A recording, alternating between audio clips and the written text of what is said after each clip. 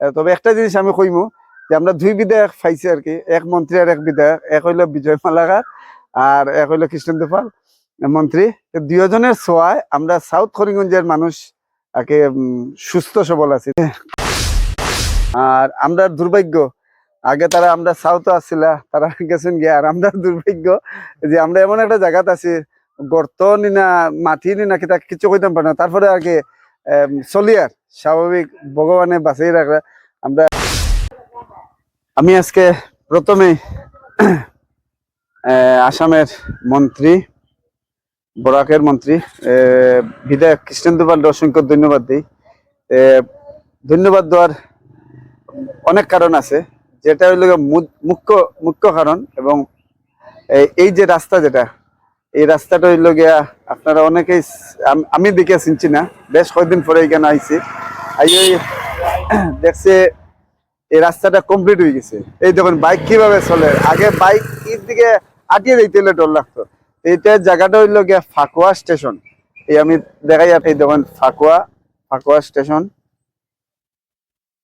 বাজার, যেটা। আর এই হইল গিয়া রাস্তা।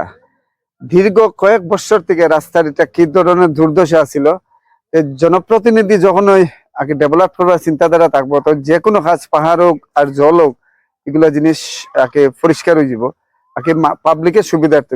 এই ধরনের জনপ্রতিনিধিরা আগে আমরা চয়ন করি, হয়তো বা কেউ স্লিপ হয়ে একটা অন্যরকম জায়গা, ভাগ্যবালা আগে ফাকুয়ার আর ফাতানান্দি সমষ্টির একজন বিধায়ক পাইছিলা, সেই বিধায়ক হইল গা কৃষ্ণেন্দু পাল। আমি কথাটা কোয়ার মূল কারণটা হয়েছে এই যে রাস্তা, যেটা এটা হলো ফাকুয়া স্টেশনের।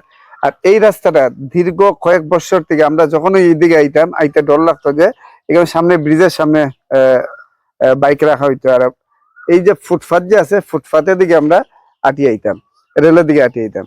এখন বর্তমানে দেখুন বাইক কিভাবে আগে বাইক চলে, এবং দোকানদার প্রত্যেকটা মানুষ আগে খুব সুন্দরভাবে আইতে পারে।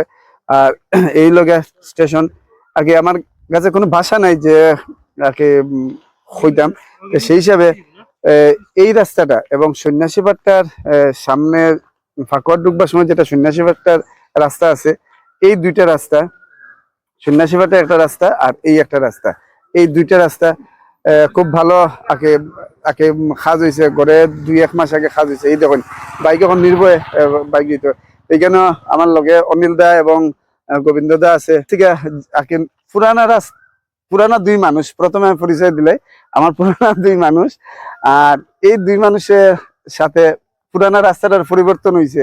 কেটা হবে গোবিন্দ দা, আগের রাস্তা আর ওখানে? রাস্তাটা ভালো হয়েছে, রাস্তাটা খাই যাওয়ায় তো গাড়িটা ইয়া হয়, আমরা একটা সুবিধা হয়েছে। আগে চেহারা বদলে গেছে, মুদ্রা কথা চেহারাটা বদলে গেছে, একদম অনেক গাড়া আছে মানে আগে গাড়া তো আর কিছু কই লাভ নেই।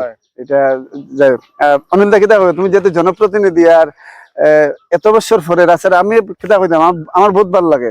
আগে এটা লাগে আমি তো নমস্কার, আমি অনিল চন্দ্র দাস।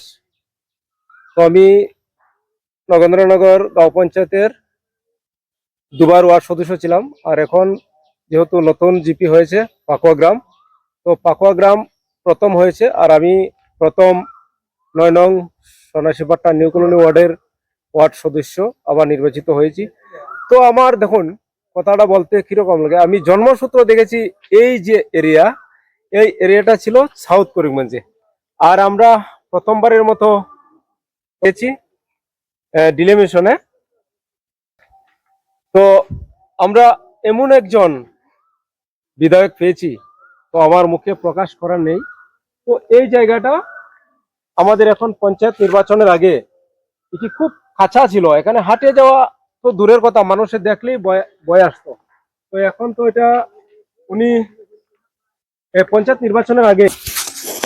নির্বাচনের পূর্বে এই রাস্তার কাজ করেছে, যে আমরা পাতারকান্দি সমষ্টিতে অন্তর্ভুক্ত হয়। আমরা একজন ভাগ্যবান মানুষ, আমরা এরিয়া খুবই ভাগ্য ভালো আমাদের। তো আশা করি আমরা কাঁচা রাস্তার চলাফেরা করতে হবে না। তো আগামী দিনগুলো আমাদের কোনো কাঁচা রাস্তা থাকবে না, সবই পাকা হবে। কারণ 1 বছরের জন্য আমরা মন্ত্রী পেয়েছি, তো তার কারণে আমাদের এখানে পাকুয়াগ্রাম হায়ার সেকেন্ডারি রাস্তা। এই আমার এই যে এখন যে রাস্তাটা দেখতেছি এটা রেল লাইনের কিনারে দিয়ে, আর একটা আছে আমাদের বাজারঘাট যাওয়ার রাস্তা, এখানে আছে 50-55 মিটার জায়গা হবে। এটার জন্য আমাদের কোনো গাড়ি ঘোড়া যাতায়াত হইতো না, তো এখন আমাদের এটাও হয়েছে। আরো যত কাঁচা রাস্তা আছে সম্ভবত আমরা সবটি ফাঁকা হবে, আমরা এই আশাবাদী। আমাদের মাননীয় পাতারান্দির বিধায়ক তথা আসামের মন্ত্রী কৃষ্ণেন্দু পাল মহাশয়, ঠিক আছে, আমরা আশা রাখি আমরা আমাদের রাস্তা সম্পূর্ণই ফাঁকা হবে। তো যাই হোক, একটা জিনিস খুব ভালো লাগছে, এই দেখুন বাইক গুলা খুব ফাস্ট চলে। তো যাই হোক, আমার কাছে খুব ভালো লাগছে, এটা হলে সত্যি প্রশংসনীয়। আর আমরা দুর্ভাগ্য, আগে তারা আমরা সাউথে আসছিলা, তারা গেছেন গিয়ে, আর আমরা দুর্ভাগ্য যে আমরা এমন একটা জায়গাতে আছি, গর্ত নি না মাটি নি না কি তা কিছু কইতাম পারে না। তারপরে আগে চলি আর স্বাভাবিক ভগবানে বাঁচিয়ে রাখা। আমরা বিধায়ক থেকে লইয়া জনপ্রতিনিধি যারা আছেন, তবে একটা জিনিস আমি কইমু যে আমরা দুই বিধায়ক পাইছি আর কি, এক মন্ত্রী আর এক বিধায়ক, এক হইলো বিজয় মালাকার আর এক হইলো কৃষ্ণেন্দু পাল মন্ত্রী। দুজনের ছোঁয়ায় আমরা সাউথ করিমগঞ্জের মানুষ আগে সুস্থ সবল আছি। হ্যাঁ সমুদা, তুমি যে কথা কইছো, মানে আগে কিন্তু সাউথ কোরিয়া মিনিস্টার আছিল, এবং তোমরা বাড়িগ্রাম থেকে লইয়া এইসব এলাকার মানুষ বেশি ডেভেলপ হয়েছে। আমরা এখানে ডেভেলপ হয়েছে না। তো এইবার মানে কৃষ্ণদা আওয়ায় আমরা ডেভেলপের মানে ছোঁয়াটা পাই আর কি। আচ্ছা, আর তোমরা তো ছোঁয়া অনেক আগতেই পেয়েছো না আমরা মন্ত্রী আছিল already। কথাটা কইছি যে আমরা যে মন্ত্রী আছিলাম, মন্ত্রী মাটি দিয়া ঘোরা নি না কিতা দিয়া ঘোরা কিচ্ছুই জানি না। ওই হিসাবে কইছি আর কি, আমরা দুর্ভাগ্য, কারণ পাওয়া যেটা না পাওয়া, অর্থাৎ খানা করছি আর কি, জল ডালে যেরকম যেটা আছে আর ওরকম। আর ওখানে যেরকম